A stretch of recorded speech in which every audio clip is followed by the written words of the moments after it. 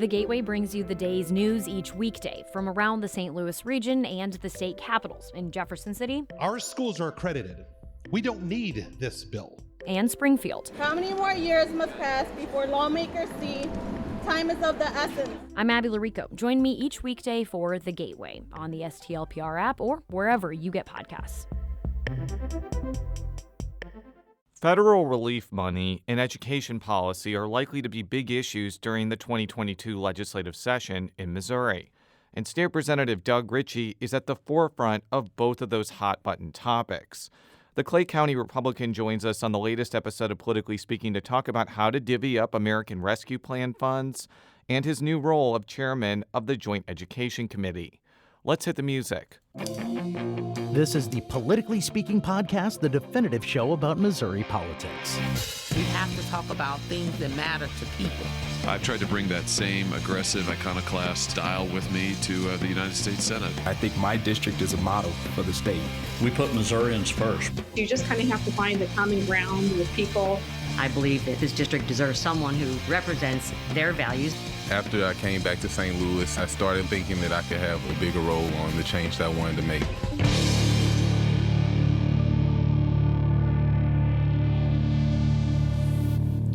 And welcome to Politically Speaking. I'm your host, St. Louis Public Radio political correspondent Jason Rosenbaum. We have a great treat today. In studio in St. Louis is St. Louis Public Radio's State House reporter, Sarah Kellogg. Oh, man, it's great having you in studio and not through a box on Zoom. Definitely. But not that a box on Zoom is bad, because joining us is our guest who is, I believe, coming to us from Clay County, Missouri. Doug Richey. Thank you so much, Representative. You are a first-time guest, and as a first-time guest, you have to go through the entire rigmarole of explaining where your district is and what territory it encompasses. Well, Jason and Sarah, it's definitely a delight to be with you today. I am Doug Richey. I'm a state representative for the 38th District, which is Eastern Clay County. It takes in the areas of Liberty, Kearney, Excelsior Springs, running down to the Missouri River. So we're kind of in the northland of the Kansas City metro area. So that's the area that I'm representing. I'm in my second term and enjoying the work. So what made you want to get involved in Missouri state politics? It goes back to 2016. I was recognizing in something that had been percolating for many years in light of what I do outside of the Capitol, where people were increasingly dissatisfied with what was taking place in government.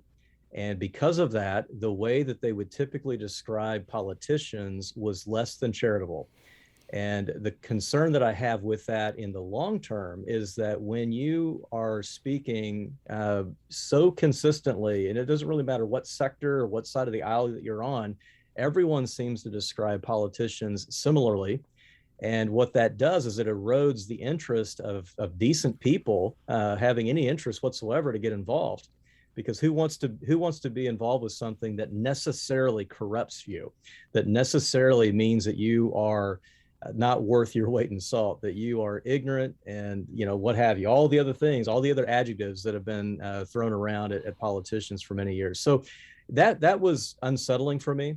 I too, like many other people, am frustrated and have been frustrated, but I believe in the mission of public service. And I think that to the extent that it's possible, if I can serve in a way to where after I am done, whether it's because I'm term limited or I lose an election, that I can look back and say that I maintained my integrity, operated with respect, and did what I was called upon to do, then that helps to establish an example for people that you can engage in the public arena, you can serve in the public context, and it doesn't have to corrupt you. It doesn't have to turn you into a jerk. It doesn't have to lead you to do things that causes people that live next door to you to wonder if they want to live next to you anymore. So we're going to go to the first line of topics, which is American Rescue Plan funds. That is kind of the shorthand I'm using for this influx of federal stimulus money or relief money or just federal money that has come into the state. I'm going to turn this over to Sarah because she has been covering this issue a lot deeper than I. So take it away, Sarah. Well, absolutely. So what has your committee been talking about in relation to American Rescue Plan Act money? Sure. For the benefit of your listeners, I am serving as the chair of the Federal Stimulus Appropriations Committee within the Budget Committee. We can talk about the structure if that's of interest here in a bit. But so the committee that I am chairing, we were put into place by Speaker Vescovo the end of March, beginning of April sometime. And since that point, we have been working to identify needs that can be met with these federal stimulus dollars. So it comes down to listening a lot and engaging both at the departmental level as well as vendors that work with the state of Missouri, as well as many of our municipalities, cities and counties that are striving to take care of various needs. These dollars are unique. They're one-time dollars. They're not reproducible. And we have a stewardship responsibility for the way these dollars are being spent. So right now, what we've been doing is holding hearings to try to identify what would be appropriate priorities for us to tackle going into the regular session. And we've done a lot of work, had a lot of conversations, and it seems to be going well so far. And I guess the next question I have is, this money has already been allocated. I'm curious why to wait until a general session to allocate this money. Why not spend it earlier? Well, it's been allocated, and yet it hasn't been allocated because within departments, money is coming in. Like, for instance, DESE, money has been allocated to education, but the way in which DESE is planning to spend dollars within the 10% that they have access to is still yet to be determined formally, right? So they have upwards of $200 million, but that is not something that has been dictated by Washington as to how it's going to be spent. So the General Assembly has the responsibility and the authority to establish appropriations. So we're working with departments like DESE to determine that. So the feds have established the broad parameters, and the states are to work within those broad parameters as to how we believe those dollars should be prioritized. And when Missouri, to kind of contrast, so when Missouri received CARES Act funding, the legislature more or less kind of handed the reins over to the executive branch on how to spend that funding. Do you see things going differently with the American Rescue Plan Act funding? Do you think that, how much of the spending will be up to the executive branch, and how much do you think the legislature is going to want to dictate that? Good question. So when you look at the early iterations of the federal government's effort to respond to COVID-19, we had, as everyone had, a lot that was coming at us in a very intense time, right? We were in the context of a pandemic, a lot of questions, a lot of those questions had not been answered yet. So at that time, what we believed to be best as a General Assembly was to allow the executive branch with the governor to make some of those decisions so that we're not constantly have to come back into a special session to make appropriations decisions. So we decided to go ahead and allocate again, kind of establishing for the state broad parameters, and then the governor, working within those parameters, was able to spend those dollars to be as nimble as possible during those early months of COVID-19. Now we're at a different stage. I do believe that the General Assembly will have more of a pronounced role like we do typically in the budget process. Obviously, we work with the governor's office to make sure that we are collaborating in a way that's good for Missourians. But I think the General Assembly is going to have more of an interest to play a more pronounced role than when compared to earlier CARES Act appropriations. What would be some things you would want to see American Rescue Plan funds spent on? Sure. So remembering that these dollars are not reproducible, these are one-time dollars. We are not looking to stand up new programs that will create future obligations on the budget. So in order to be properly mindful of the fact that we don't know what tomorrow holds when it comes to revenue, we don't want to create an additional obligation into the future. So we're looking at one-time appropriations on projects that do provide Missourians long-term benefit. So infrastructure, roads, bridges, as I'm sure will come up in the conversation, IT infrastructure overhaul is something that has really become a front and center issue for me in this particular role. We're looking at, certainly in the education space, trying to find ways to help parents chart a course for their children to overcome learning loss issues, right? But by and large, we're looking at one-time appropriations on infrastructure and other types of projects that provide Missourians a long-term benefit without a future obligation on state revenue. So you're not the only lawmaker that has expressed interest in revamping the state's IT system. We had Senator Lincoln Huff on the show who said that that was a good idea. And we also had Senate Appropriations Chairman Dan Hageman on the program to talk about that topic. Here is Senator Hageman. I think for years we have ignored upgrading some of our IT systems out there. And so there's a great need to do that. We did a lot of IT upgrades in the fiscal year 21 budget. But I also think that there'll be an opportunity to continue the IT upgrades in the fiscal year 22 budget is what we'll be looking at. Can you just explain why you think it would be beneficial to the state to revamp Missouri's IT system? There is not a single loser in this project. When you think so often of the ideas that percolate in the Capitol, there are winners and losers in most of those. And that's just part of legislating, right? And we all understand that. In this, we have a benefit to Missourians. We have a benefit to Missouri businesses. We have a benefit to Missouri entrepreneurs. We have a benefit to legislators. We have a benefit to state employees. We have a benefit to state bureaucracy. Everyone benefits when you take a serious look at overhauling state IT. We have people right now that are extremely frustrated when the state reaches out to them on a particular need and the state requests information.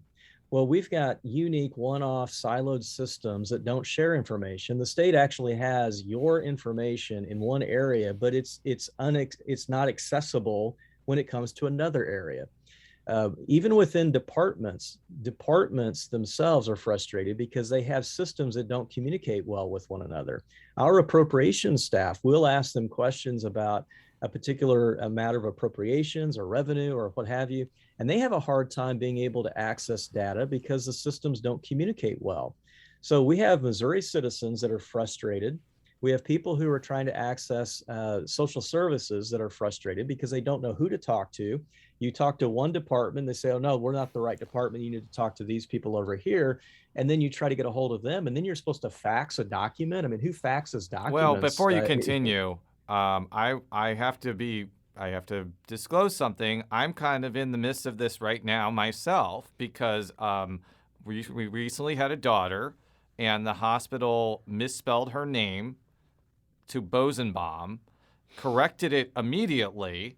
But when my wife called Missouri Vital Records, they said they're backlogged, so it appears that our daughter will bear the last name Bosenbaum until the hospital correction works its way through the system. Now, I don't know if that's related to the IT, but in my mind, that's a correction that should have been corrected like in 2 minutes.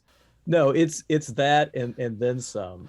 We should have the ability. It's not like we're trying to create something. This is already present. It's already functional. The software is already out there.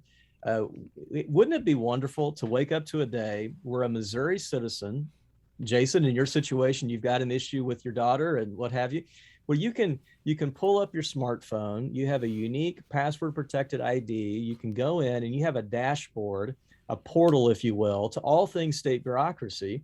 And in that app, you're able to find information that the state has on you. If you're needing to talk with the vital statistics folks, you know what they have on you. If something needs to be corrected, you can get that taken care of. If you need to pay your to renew your tags, be able to do that. Now DOR is already kind of working on things like that. But where you have a one-stop shop, where you have a dashboard to all things state bureaucracy, that way, if you end up with a diagnosis for one of your children, and you're thinking, of what programs exist out there to help a family in our situation, you shouldn't have to figure out, you shouldn't, quite frankly, have to call a state representative to find out what programs exist, right?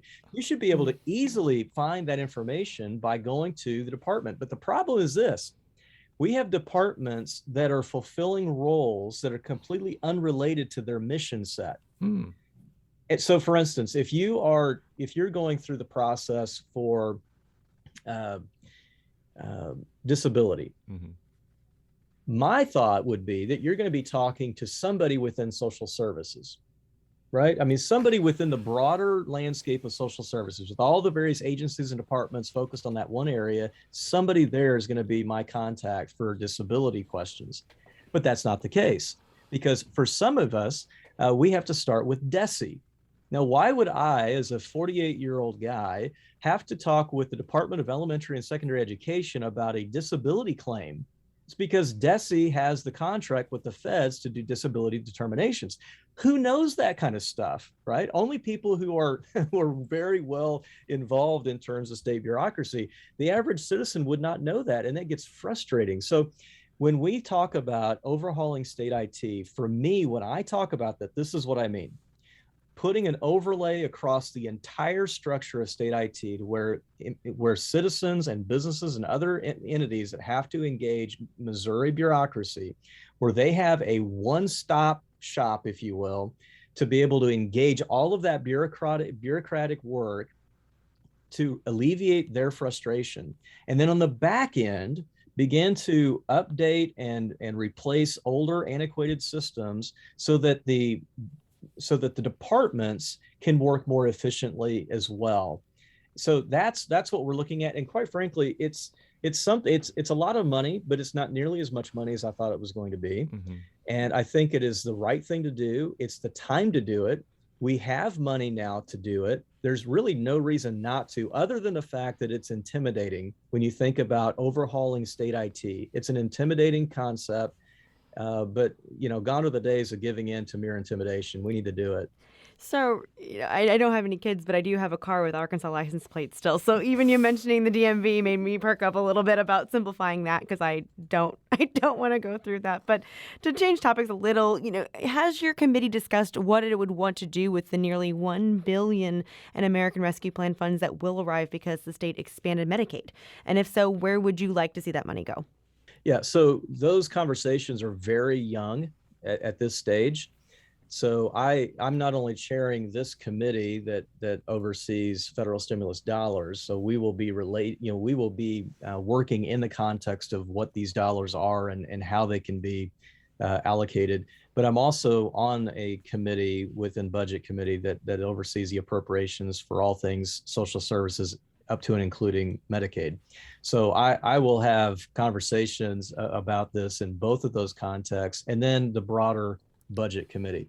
As you know, what your listeners may not be aware of, appropriations committees, one of which I'm a chair of, the other I'm a member of, operate within the context of the broader Budget Committee. So we do work at the appropriations level. It then goes to the full Budget Committee, and then we talk about it again and vote on it again. So, and I'm on Budget Committee and also on these two appropriations committees.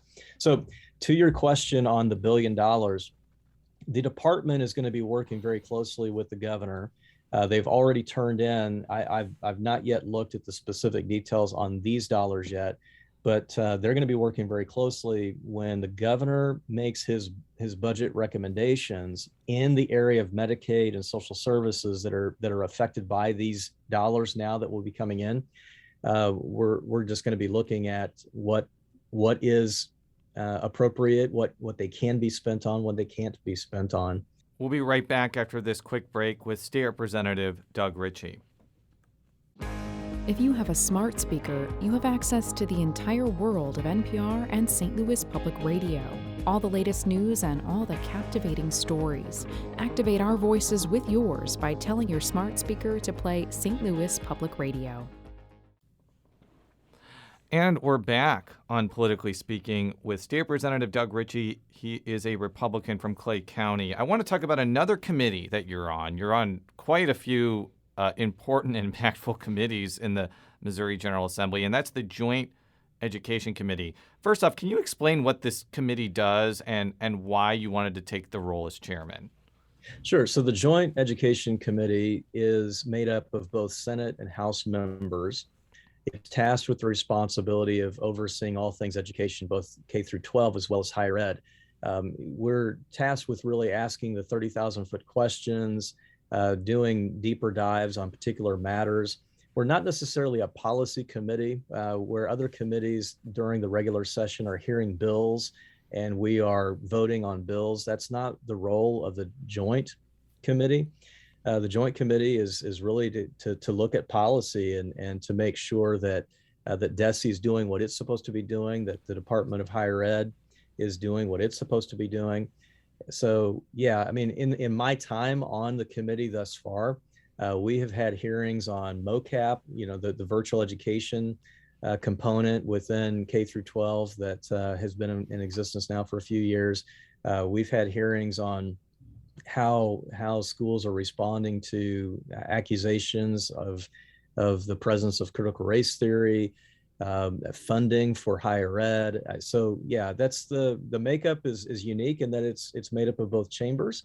And I think that for me, the reason I was glad to be put in that role by the members of that committee, I enjoy education. I'm someone that believes in the mission of education. I think that both at the higher ed level as well as K through 12, if we don't get education right, we suffer for it for generations. So I hope that I can serve in that capacity in a way that does help us as a state overall when we're talking education. So you've touched on a couple of these already, but what are some policies or issues that you're expecting to maybe come up and discuss in the committee, during this upcoming session? Sure. I think the committee has been fairly responsive to the current angst that everyone's aware of, both the national conversation as well as, the conversation within the state of Missouri. Right. We've had a lot of people reaching out to us, both within education as well as parents that are concerned about the presence of critical race theory, trying to define it, trying to figure out how you discern it, what do you do with it. That, as well as in my estimation, as I am looking at public education at the K through 12 level, there is a very clear erosion of trust between parents, the communities, and the schools in many areas within the state of Missouri. So how do you regain trust? How do you rebuild trust? Those are going to be some big questions that I think we're going to have to look at. And I think at the higher ed level, I want Missouri to be known for being a trendsetter when it comes to tremendous universities, right? I don't always agree with what goes on campuses. I don't always agree with what's being taught, but that's the point of universities. You realize that they have a task. And what I would love is for both our private universities and colleges, as well as our public, to be well thought of nationally. When people are asking the questions about what are the best universities, I want them to begin to think very quickly about those that operate within Missouri. And the reason for that, beyond just the fact that education plays a significant role, we all know that the population of traditional incoming college freshmen is dropping, and it will continue to drop, and it will drastically drop in the next decade. So it's going to become more difficult as there are fewer and fewer incoming college freshmen for many universities. So I think we need to do some serious work to make sure that when fewer parents are making decisions as to where their children are going to be attending universities, that more often they're thinking about Missouri. So I want to touch on the critical race theory controversy, because that is something that your committee has held hearings on. And I fired up the Google machine, as I like to call it, to try to get a definition of critical race theory myself. And one website describes it as, quote, that racism is not merely the product of individual bias or prejudice, but also something embedded in legal systems and policies. And I've heard some people say, like, critical race theory is something that's taught in law school. It's not really being taught in K through 12. What has your committee found on that point, and why do you think parents are so animated about this particular issue? Sure. So when people ask me what definition to use with respect to critical race theory, I just point them to the proponents of critical theory, critical race theory, because they've defined it. But there's also this very interesting marriage of sorts with critical theorists and a more postmodern philosophy of life. In postmodernity, there's a tendency to avoid clear definitions. Mm-hmm. They love fluid definitions. So when you meld a postmodern component to critical theory, it becomes very difficult for people to know if they're defining it properly. So I just point them to the definitions that are provided by those sources that are actually supporting and pressing for critical race theory to be adopted. That's more important than a definition that Doug Richey has of critical race theory.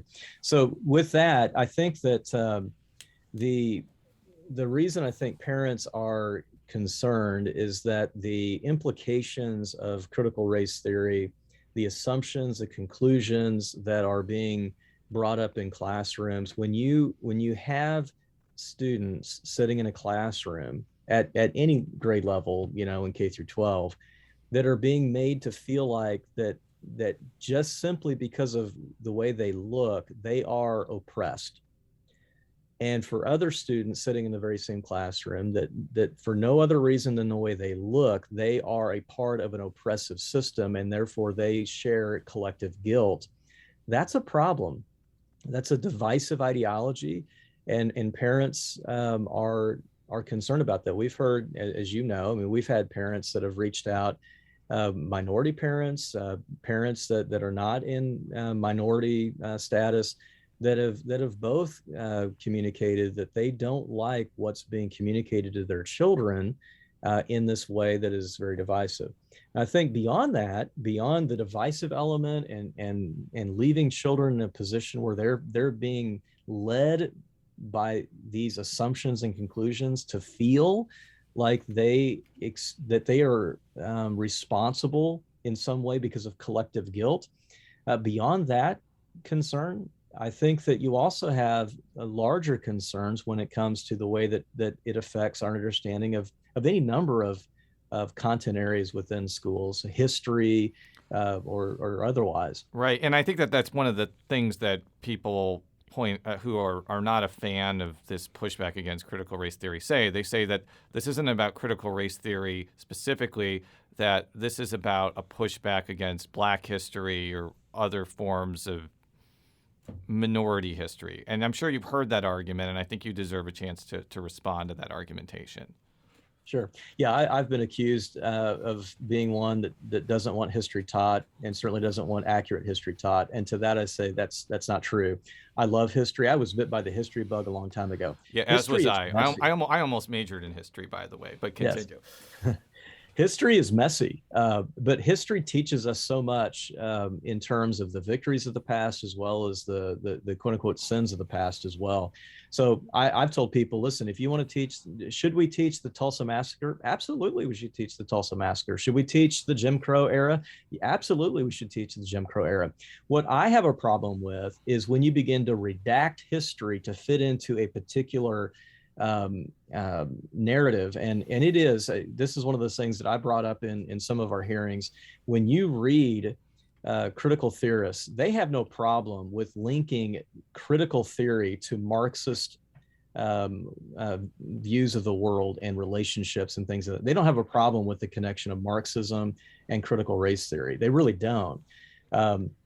So when you look at that, for me, I think a Marxist redaction of history is extremely problematic. I want history to be taught. I want a robust history. I want the full arc of history to be taught.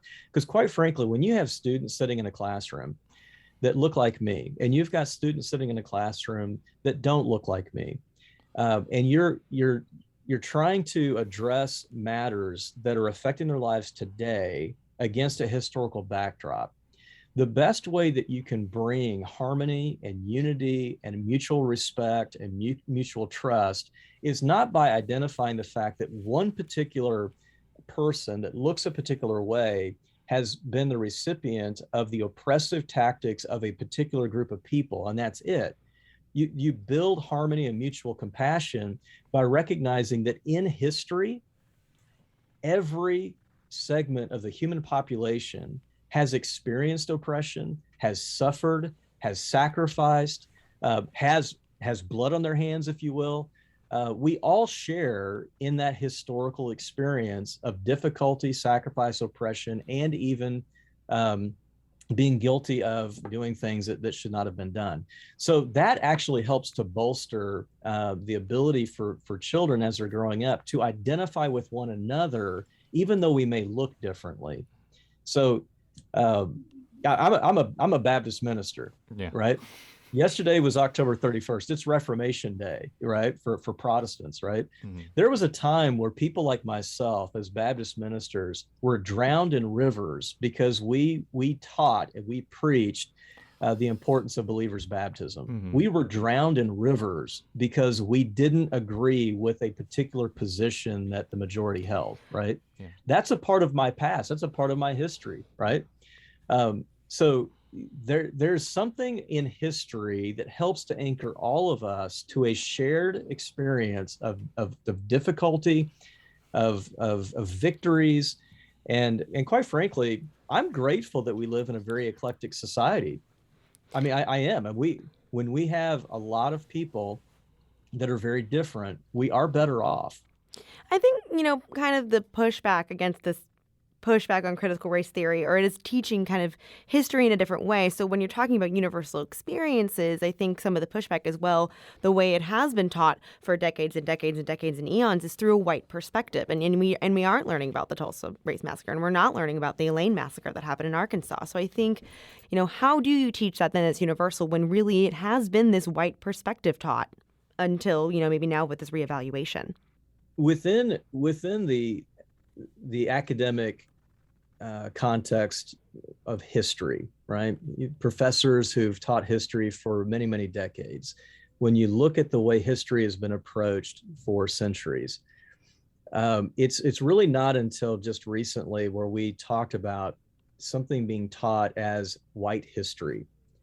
So I think that for me, being one who's in many respects more of a classicist, I would reject the notion that history today is just simply a white history, because when you, again, to the degree that you teach a robust history, you're going back into the classical period of the development of, the Greco-Roman period, right? Well, they certainly would not have been identified with a Caucasian, white, mindset in 21st century America, right? You're talking Middle Eastern, right? And that plays into the development of Western civilization. There's also, in a very apparent way, when you look at robust history and you're looking at original sources, you have people from all different perspectives that are speaking into what has happened, and we read from them, right? You build a confidence level, right, on the part of people who right now don't seem to have a lot of confidence in the way history is being taught. You help to bring them along, not by limiting history in the way it's being taught, but by bolstering the history itself. One of the things we were talking about offline was your thought about how school boards may need to reorient how they do public comment and public meetings. And I'd like you to expand upon that, because having been a parent during COVID and seeing how some school boards react, including mine in Maplewood, Richmond Heights, even if I agreed with some of the decisions they made, I do agree that maybe they need to change the way they deal with the public. So I would like you to elaborate on that a little bit. We are not going to regain trust by operating the way that we're currently operating school board meetings.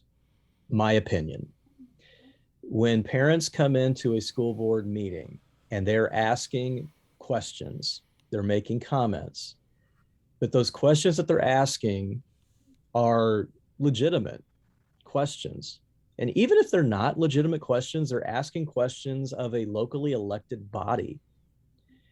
When those questions are asked and the locally elected body sits quiet and it's crickets, that is not a way to regain trust.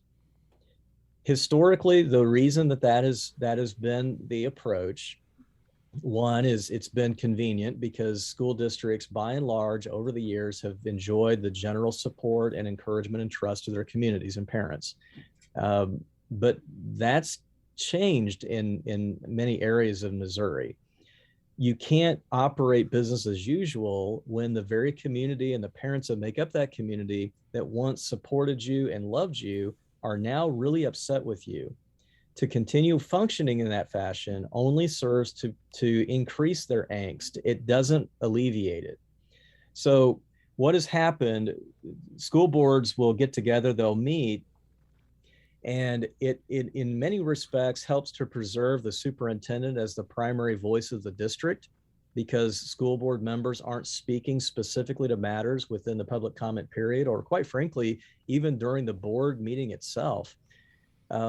But I think that what we now need to recapture for the benefit of regaining trust is that school board members are locally elected individuals to sit on a public entity's board to make sure that the public school district is functioning the way that it should and that it's spending tax dollars properly. So I think that school board members are going to have to come to terms with their responsibility directly to their constituents. School board members do not work for superintendents. Superintendents work for the school board. And when a school board member is elected, that school board member as an individual is an elected member of that body. They don't work for the board. They work for the people that elected them. So I think that they're going to have to figure out how to interact and engage in a way that shows respect to the fact that parents are concerned, they're asking questions.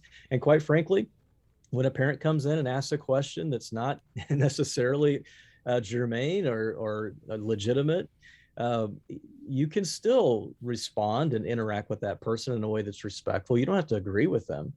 But I do think that you owe it to those that voted for you to be responsive. Well, thank you very much, Representative, for your time today.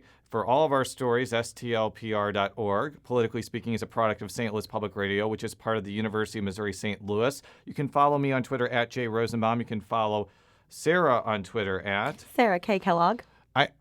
I know you have a Twitter and a Facebook account. I saw on Facebook you were handing out full-size candy bars for Halloween. Good for you. Yes. You're one of those people. Is there any way for people to get a hold of you on social media or any other parts of the World Wide Web?